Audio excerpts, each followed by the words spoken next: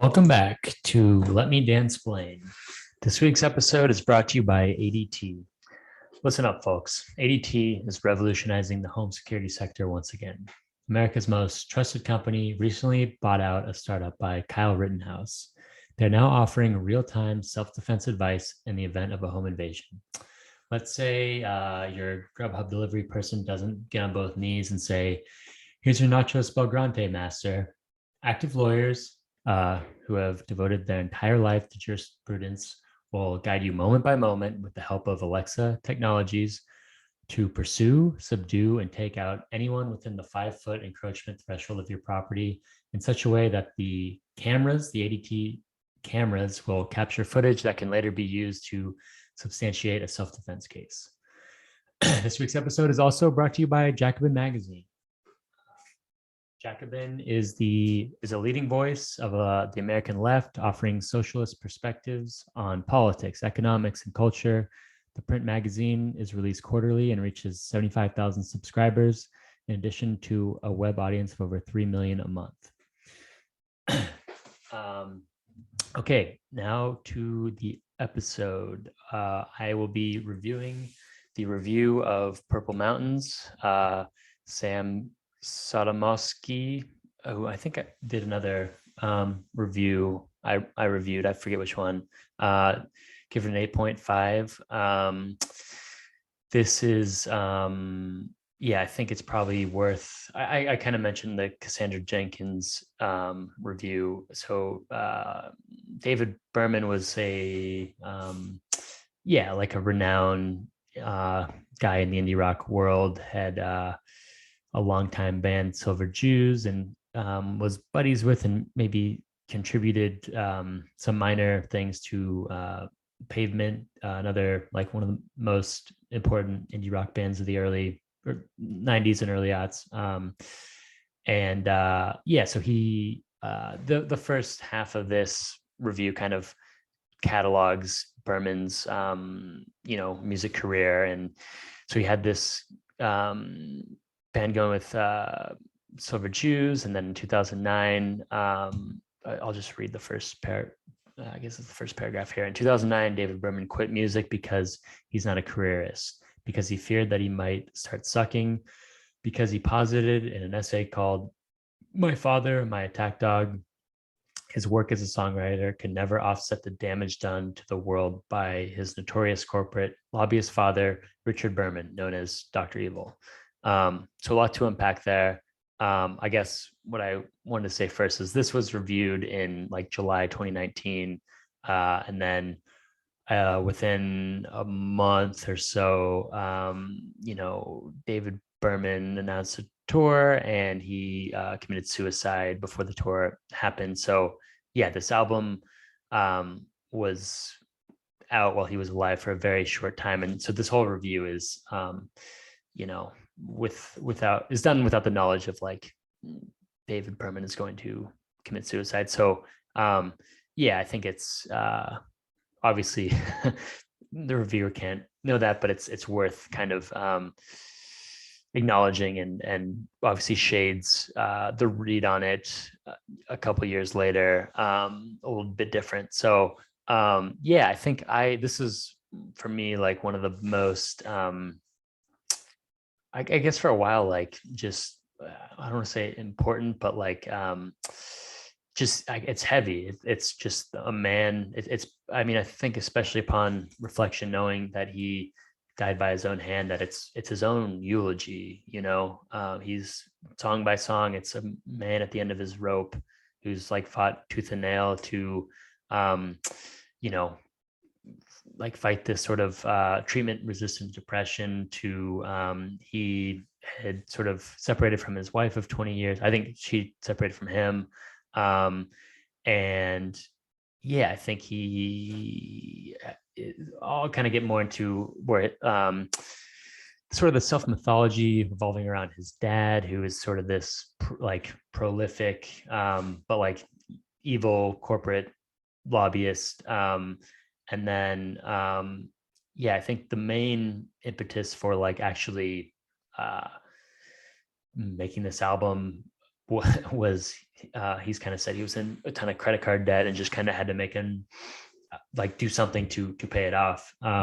So yeah, I think you hear a lot of that throughout the album, which is yeah, like uh heavy. I just kind of re-listened to a podcast interview, and it's just this really weird dynamic of the guy.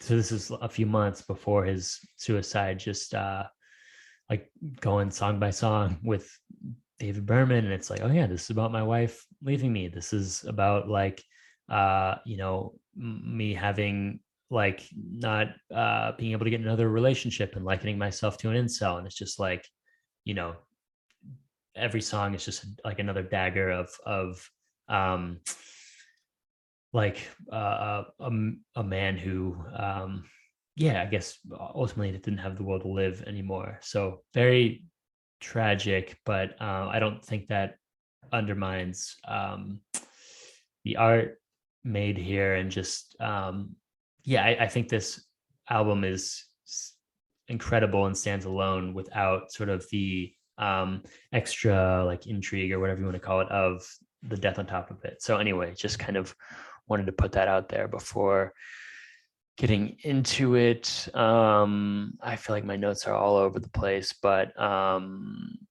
let's see if I can make a coherent sentence here.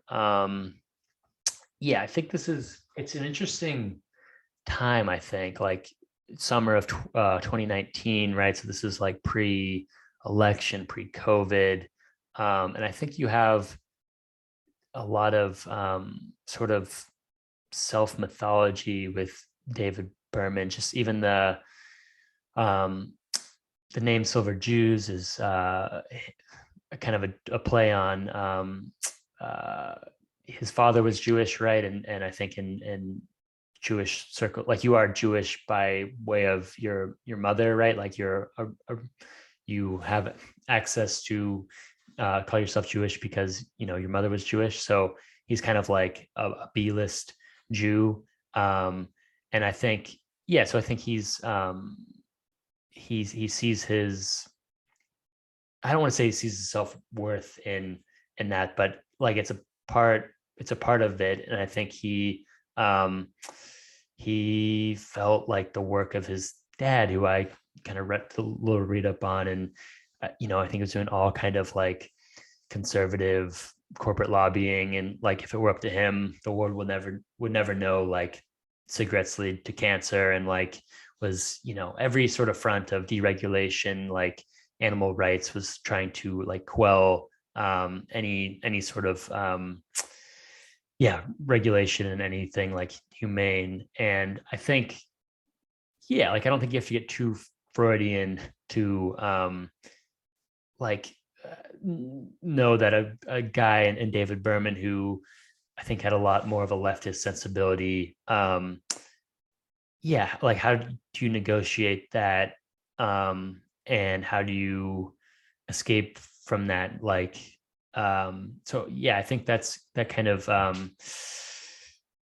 it's a lot of this album. I think there's a lot of critiques of capitalism, um and yeah, and I think so. I guess I'm kind of all over the place, but like the most recent Jacobin magazine is like The Left in Purgatory, and it's kind of going through just different instances of kind of the left and like working class politics kind of failure to ever materialize in a real way, and really not knowing where to go from here. And I think if you just like think who's going to be the Democratic nominee for the next election, like no one really knows. And I think it's like it's I guess it feels more real today. Like the post-COVID issues, the trajectory of the world, the lack of like formulating a Green New Deal, stuff like that, seems more like it was on the table with like a Bernie Sanders campaign, and like failed when it had every reason to succeed. And yeah, so I think there's like, I guess my point is, it seems like there's more reason to be hopeless today, but 3 years ago, David Berman was like, felt the acuity of just how powerful people like his dad are in controlling like what is and isn't possible in American politics. Um, and yeah, so I think this all goes into like his self mythology, his outlook on the world, and yeah, just like a very like interesting part of him, I guess, that uh, yeah, just kind of probably sits in the back burner of a lot of his thoughts. So let's see, where else are we going? Um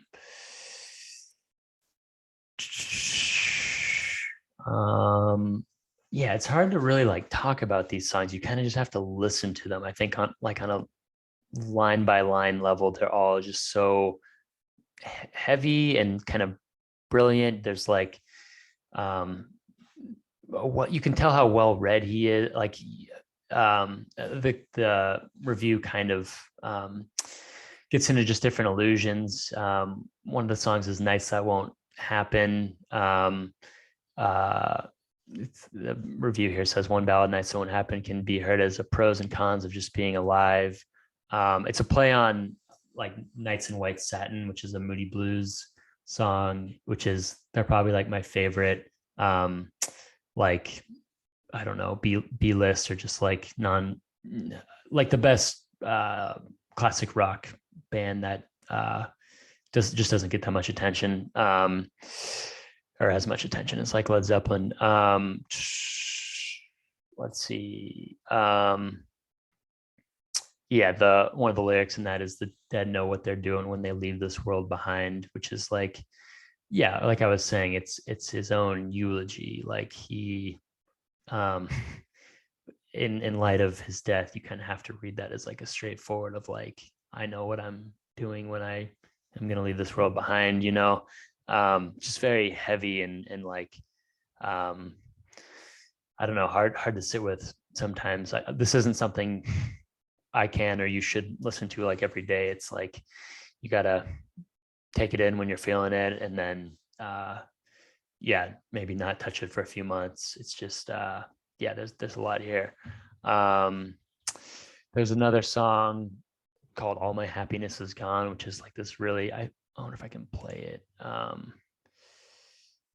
It's just a very bright, like ballad that the lyrics sound like they should be very like positive. But so that it's like this very interesting paradox of like desperate lyrics with like bright kind of poppy like sound. Um, I get to the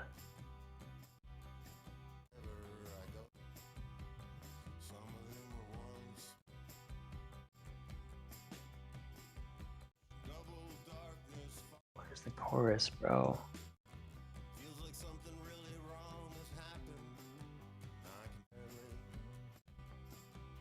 Here we go.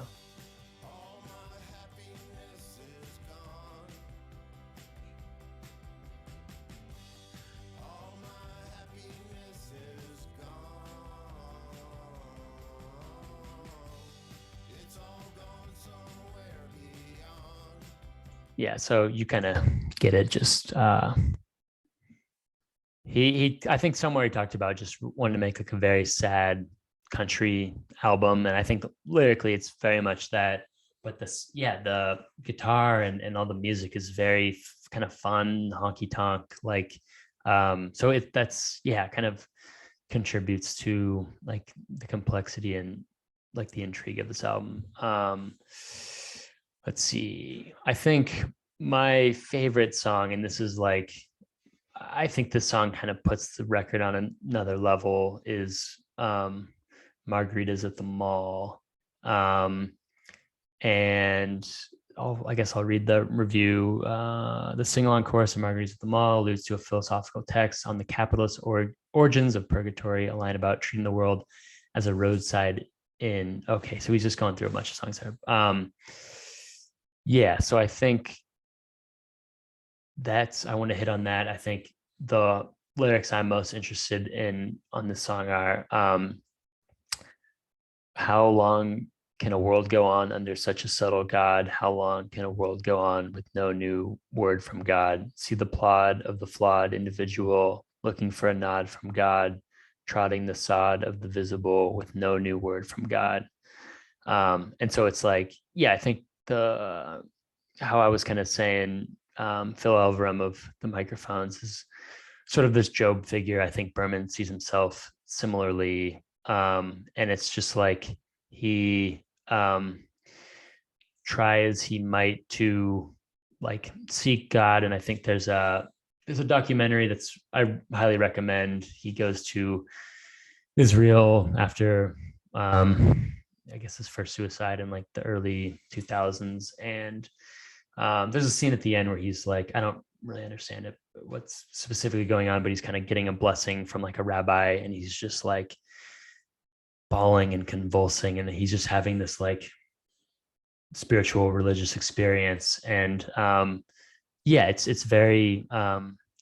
I don't know if endearing is the word, but you feel like, yeah, this man has new life. He's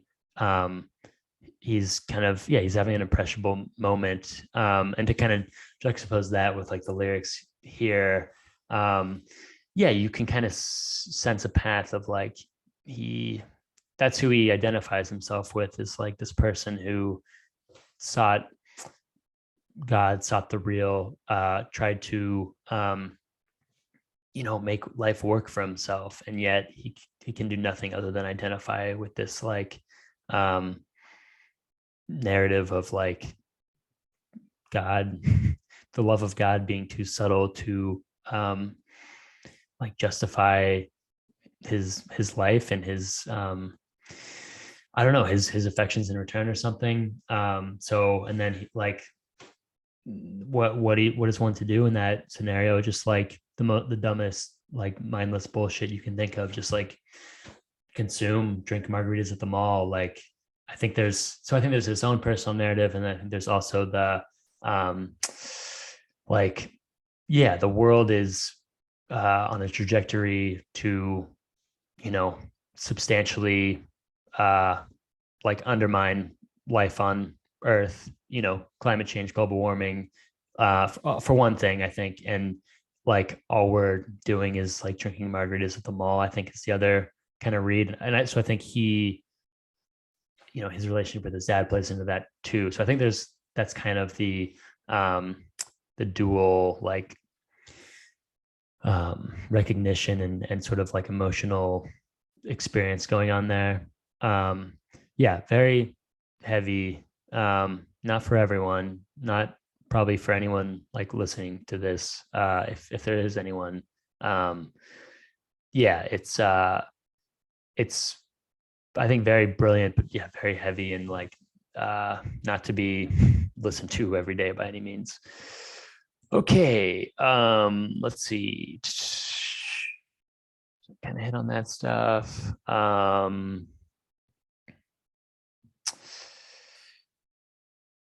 Okay, I kind of hit on that.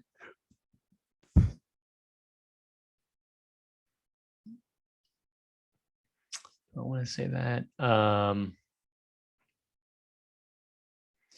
Yeah, I think there's just another sort of allusion to, I don't know, maybe his death. I think it's at the end of another song, Storyline Fever, which I think again is a lot of this is the sort of narrative fixation of the present moment. And I think it's more true now than it was then, but like Storyline Fever, we all have, our own narratives, some conflicting, there's QAnon narratives, there's leftist narratives, there's whatever, and all can have completely different, versions of reality. And I think, yeah, in that podcast interview, he was kind of now depressive and like kind of, I think he's aware of how much of this stuff is like narrative and not explicit, like matter of fact. So I think there's sort of the double, I don't know, his personal, like emotional situation meets the world at large, and kind of trying to sum them both up into like a single song, which I think is what makes these lyrics so brilliant. And again, I think they're more true today than they were in 2019. So am I going to read this right now? I think one of the ending lyrics is got a comb over cut, circa abscam sting, make a better Larry than Lizard King. But you got to find a way to make it work, because defeat is where your demons lurk. When you're seller and commodity, you got to sell yourself immodestly, turn your pedestal into a carving board, if that's what the audience is starving for. So I think mostly the last part of that is him, seeing himself going on tour, being on the pedestal, and like giving the audience what they want. But I don't know if there's an exact like one for one with his death or whatever, and the tour. I guess I haven't really formulated my whole thought on this, and I probably should have not even brought it up. But yeah, I think he's definitely looking forward to that, of like this music, living through the audience on a nightly basis. And he's uneasy about it, and like talking about turn your pedestal into a carving board. So yeah, and there's the whole language of like capitalism, if when you're a seller and commodity. So yeah, a lot of the same themes are kind of making their way through a lot of these songs. Another line here, his voice has never been so strong, but there's a new helplessness in his delivery. The end of all wanting is all I've been wanting. He sings weakly in the opening track. And I think that's probably a reference to Psalm 23. The Lord is my shepherd, I shall not want. Again, I think it's like, I have like fought tooth and nail to live a good moral life that, with respect for like, I don't know, real life and people, and like, you know what I mean? Trying to be a conscientious musician. And ultimately, like, yeah, it didn't end like anyone would want it to. So yeah, very like brilliant, but just like desperate lyrics. I think this is another like sad, but maybe the funny, like one of the funnier ones. He sings on a song called Maybe I'm the Only One for Me, which is kind of documenting his wife leaving him and not really having the sex drive or the interest in like another relationship. He says, if no one's fond of fucking me, maybe no one's fucking fond of me. And yeah, in that podcast interview I listened to, he like kind of likened himself to an incel, and not in the same like alt-right way, but I think again he was just interested in his personal narrative mapping onto the narratives of the moment, for better for worse. And you get a very like explicit and like just heavy like repeat of just the same themes. I think it had a good